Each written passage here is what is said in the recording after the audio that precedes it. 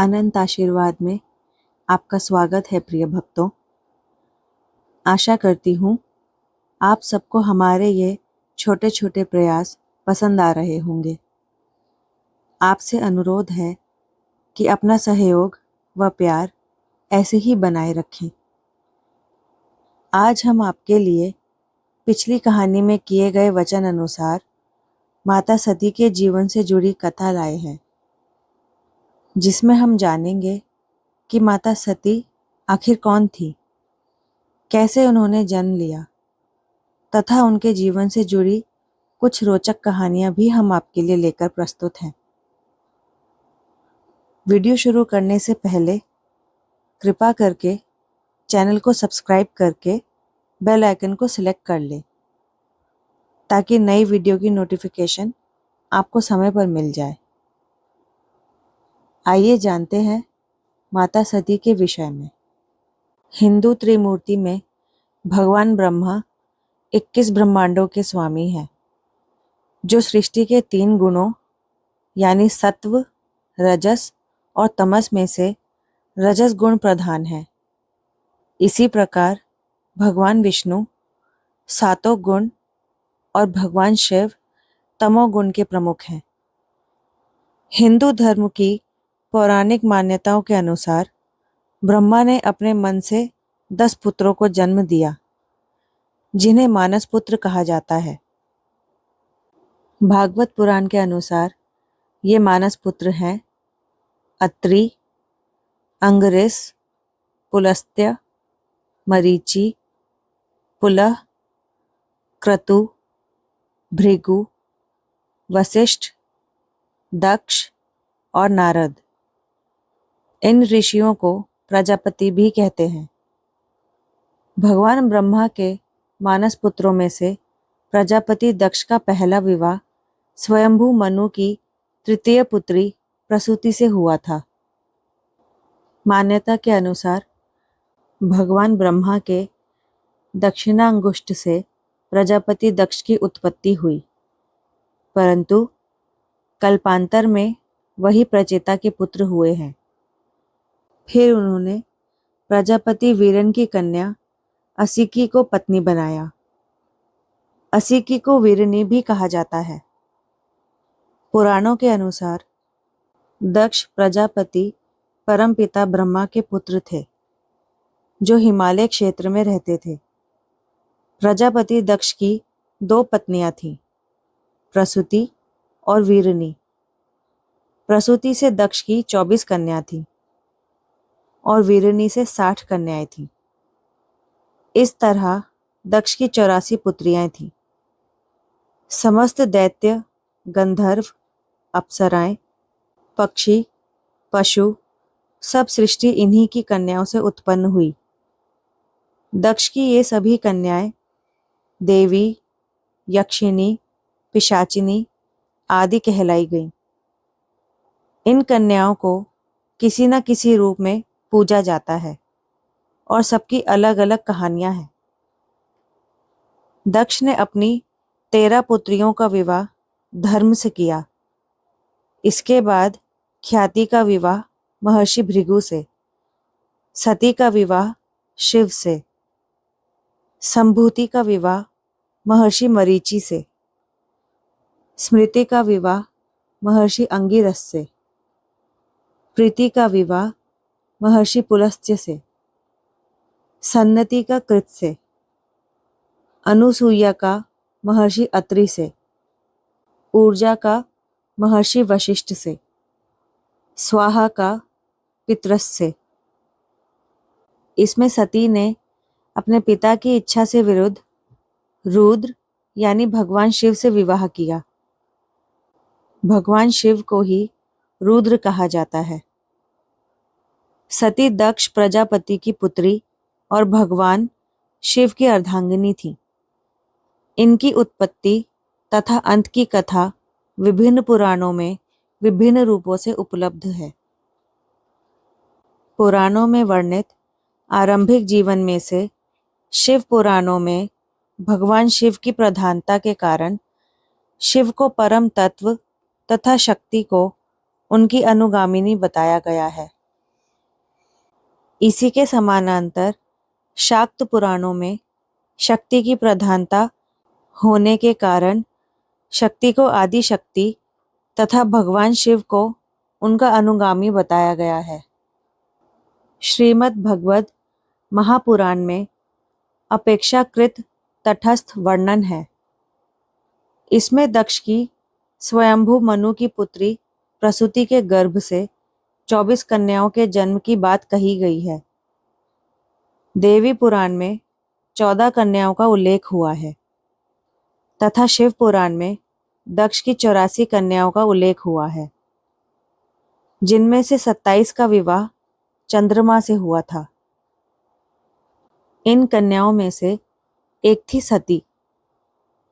शिव पुराण के अनुसार ब्रह्मा जी को भगवान शिव के विवाह की चिंता हुई तो उन्होंने भगवान विष्णु की स्तुति की और उन्हें भगवान विष्णु ने बताया कि यदि भगवान शिव का विवाह करवाना है तो देवी शिवा की आराधना कीजिए। उन्होंने बताया कि दक्ष से कहिए वह भगवती शिवा की तपस्या करें और उन्हें प्रसन्न करके अपनी पुत्री होने का वरदान मांगे। यदि देवी शिवा प्रसन्न हो जाएंगी तो सारे कार्य सफल हो जाएंगे। उनके कथन अनुसार ब्रह्मा जी ने दक्ष से भगवती शिवा की तपस्या करने को कहा और प्रजापति दक्ष ने देवी की घोर तपस्या की। उनकी तपस्या से प्रसन्न होकर शिवा ने उन्हें वरदान दिया कि मैं आपकी पुत्री के रूप में जन्म लूंगी। मैं तो सभी जन्मों में भगवान शिव की दासी हूँ, अतः मैं स्वयं भगवान शिव की तपस्या करके उन्हें प्रसन्न करूंगी और उनकी अर्धांगिनी बनूंगी। साथ ही उन्होंने दक्ष से यह भी कहा कि जब आपका आदर मेरे प्रति कम हो जाएगा तब उसी समय मैं अपने देह का त्याग कर दूंगी, अपने स्वरूप में लीन हो जाऊंगी अथवा दूसरा देह धारण कर लूंगी। प्रत्येक सर्ग या कल्प के लिए दक्ष को उन्होंने यह वरदान दे दिया। तद अनुसार भगवती शिवा सती के नाम से दक्ष की पुत्री के रूप में जन्मी और घोर तपस्या के पश्चात भगवान शिव को प्रसन्न किया तथा प्रभु शिव से उनका विवाह हुआ। इसके बाद की कथा श्रीमद् भगवत महापुराण में वर्णित कथा के बहुत हद तक अनुरूपी ही है। उक्त वरदान के अनुरूप पूर्ण प्रकृति ने सती के नाम से दक्ष की पुत्री रूप में जन्म लिया और उसके विवाह योग्य होने पर दक्ष ने सती के विवाह का विचार किया। दक्ष अपनी लौकिक बुद्धि से भगवान शिव के प्रभाव को ना समझने के कारण उनके वेश को अमर्यादित मानते थे और उन्हें किसी प्रकार सती के योग्य वर नहीं मानते थे। अतः उन्होंने विचार कर भगवान शिव से शून्य स्वयंवर सभा का आयोजन किया और सती से आग्रह किया कि वे अपनी इच्छा अनुसार वर चुन ले। भगवान शिव को वहां उपस्थित ना देखकर सती ने शिवाय नमः कहकर वरमाला पृथ्वी पर डाल दी तथा महेश्वर शिव स्वयं उपस्थित होकर उस वरमाला को ग्रहण कर सती को अपनी पत्नी के रूप में स्वीकार कर कैलाश लौट गए। दक्ष अत्यंत क्रोधित व दुखी हुए क्योंकि वे भगवान शिव को सती के लिए उपयुक्त नहीं मानते थे।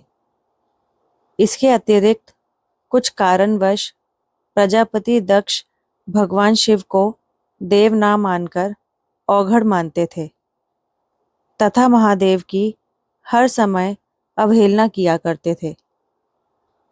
अपनी इच्छा के विरुद्ध सती के द्वारा भगवान शिव को पति चुन लिए जाने पर प्रजापति दक्ष का मन सती और शिव के प्रति क्षोभ से भर गया। इसलिए बाद में अपनी नगरी में आयोजित विराट यज्ञ में दक्ष ने शिव सती को आमंत्रण नहीं भेजा। फिर भी सती ने अपने पिता के यज्ञ में जाने का हठ किया तथा शिव के द्वारा बार बार रोकने पर अत्यंत कुपित होकर उन्हें अपना भयानक रूप दिखाया। इससे भयाकांत होकर भगवान शिव के भागने का वर्णन हुआ है और उन्हें रोकने के लिए जगदम्बिका ने 10 रूप धारण किए। भगवान शिव के पूछने पर उन्होंने अपने 10 रूपों का परिचय दिया। शिवजी के द्वारा क्षमा याचना करने के पश्चात पूर्णम प्रकृति मुस्कुराकर अपने पिता दक्ष के यज्ञ में जाने को उत्सुक हुई। तब भगवान शिव ने अपने गणों को कहकर बहुसंख्यक सिंहों से जुते रथ मंगवाकर उस पर आसीन करवाकर भगवती को ससम्मान दक्ष के घर भेजा। प्रयाग में प्रजापतियों के एक यज्ञ में दक्ष के पधारने पर सभी देवतागण खड़े होकर उन्हें आदर देते हैं, परंतु ब्रह्मा जी के साथ शिवजी भी बैठे ही रह जाते हैं। लौकिक बुद्धि से भगवान शिव को अपना जमाता अर्थात पुत्र समान मानने के कारण उनके खड़े ना होकर अपने प्रति आदर प्रकट ना करने के कारण अपना अपमान महसूस करता है और इसी कारण उन्होंने भगवान शिव को प्रति अनेक कटुकृतियों का प्रयोग करते हुए उन्हें यज्ञ भाग से वंचित होने का शाप दे दिया। इसी के बाद दक्ष और भगवान शिव में मनोमालिन्य उत्पन्न हो गया। तत्पश्चात अपनी राजधानी कनखल में दक्ष के द्वारा एक विराट यज्ञ का आयोजन किया गया, जिसमें उन्होंने न भगवान शिव को आमंत्रित किया और न ही अपनी पुत्री सती को। सती ने रोहिणी को चंद्रमा के साथ विमान से जाते देखा और एक सखी द्वारा यह पता चलने पर कि वे सब उन्हीं के पिता दक्ष के विराट यज्ञ में भाग लेने जा रहे हैं, यह जानकर सती का मन भी यज्ञ में जाने को व्याकुल हो गया। महादेव के समझाने के बाद भी सती की व्याकुलता बनी रही और महादेव ने अपने गणों के साथ उन्हें वहां जाने की आज्ञा दे दी, परंतु वहां जाकर महादेव का यज्ञ में भाग ना देखकर सती ने घोर आपत्ति जताई और दक्ष के प्रति भी घोर अपमानजनक बातें कहने के कारण सती ने योगाग्नि से अपने देह को भस्म कर दिया। इस घटना के पश्चात शिवगणों द्वारा उत्पात मचाए जाने पर महर्षि भृगु ने दक्षिणाग्नि में आहुति दी और उससे उत्पन्न ऋभु नामक देवताओं ने शिवगणों को भगा दिया। इस समाचार से अत्यंत कुपित भगवान शिव ने अपनी जटा से वीरभद्र को उत्पन्न किया। वीरभद्र तथा महादेव समस्त सृष्टि को तहस नहस करने लगे। वीरभद्र ने गण सहित जाकर दक्ष यज्ञ का विध्वंस कर डाला। शिव के विरोधी देवताओं तथा ऋषियों को यथा योग्य दंड दिया तथा दक्ष के सिर को काटकर हवन कुंड में जला डाला। तत्पश्चात देवताओं सहित ब्रह्मा जी द्वारा स्तुति किए जाने से प्रसन्न भगवान शिव ने पुनः यज्ञ में हुई क्षतियों की पूर्ति की तथा दक्ष का सिर अग्निकुंड में जल जाने के कारण वापस नहीं आ सकता था, इसलिए दक्ष को बकरे का सिर जुड़वाकर उन्हें भी जीवित कर दिया। फिर उनके अनुग्रह से यज्ञ की पूर्ति हुई। परंतु जब सती ने अपने देह को अग्निकुंड में भस्म किया था, उस समय कुपित सती छाया सती को लीला का आदेश देकर अंतर्धान हो गई थी और उस छाया सती के भस्म हो जाने पर शिवजी एक लौकिक पुरुष की तरह विलाप करने लगे तथा सती के ज्वलित देह को अपनी भुजाओं में धारण कर विक्षिप्त की तरह भटकने लगे। इससे त्रस्त देवताओं को त्राण दिलाने तथा परिस्थिति को संभालने हेतु भगवान विष्णु ने अपने सुदर्शन चक्र से सती के शरीर के क्रमशः खंड खंड में परिवर्तित कर दिए। तत्पश्चात सती के विभिन्न अंग तथा आभूषणों से युक्त अलग अलग स्थानों में गिरे। इस प्रकार 51 शक्तिपीठों का निर्माण हुआ। इस कथा में कुपित सती छाया सती को लीला का आदेश देकर अंतर्धान हो गई थी और उस समय छाया सती के भस्म हो जाने पर ब्रह्मा जी और अन्य देवताओं द्वारा भगवान शिव को प्रसन्न कर यज्ञ पूर्णता का संकेत देने के पश्चात छाया सती का देह सुरक्षित तथा देदीप्यमान रूप में दक्ष की यज्ञशाला में ही मिला। भगवान विष्णु द्वारा सती के देह के खंड खंड करने के पश्चात जब भगवान शिव ने व्याकुलता पूर्वक प्रश्न किया तो देवताओं ने उन्हें पूरी घटना सुनाई। इस पर निश्वास छोड़ते हुए भगवान शिव ने विष्णु जी को त्रेता युग में सूर्य वंश में अवतार लेकर इसी प्रकार पत्नी से वियुक्त होने का शाप दिया और फिर स्वयं 51 शक्तिपीठों में सर्वप्रधान काम रूप में जाकर भगवती की आराधना की और उस पूर्ण प्रकृति द्वारा अगले जन्म में हिमालय के घर में पार्वती के रूप में पूर्णावतार लेकर पुनः उनकी पत्नी बनने का वर प्राप्त हुआ। और इसी प्रकार यही सती अगले जन्म में पार्वती के रूप में हिमालय की पुत्री बनकर पुनः भगवान शिव को पत्नी रूप में प्राप्त हुई। इस प्रकार माँ भगवती माँ शक्ति ने पहले सती के रूप में जन्म लिया और फिर माता पार्वती के रूप में भगवान शिव की अर्धांगिनी बन अवतरित हुई। प्रिय भक्तों, यदि आपको यह वीडियो पसंद आई हो तो कृपा करके इस वीडियो को लाइक करें, अपने परिजनों व मित्रों में शेयर करें तथा चैनल को सब्सक्राइब करके बेल आइकन को अवश्य ही सिलेक्ट कर लें ताकि नई वीडियोस की नोटिफिकेशन आपको मिल जाए। आपसे अनुरोध है कि अपने अहम विचार कमेंट बॉक्स में भी लिखा करें तथा किसी और विषय में यदि आप कथा या कहानी सुनना चाहते हो तो वो भी आप कमेंट बॉक्स में बता सकते हैं। आपके सुविचार जानकर हमें अत्यंत प्रसन्नता होगी।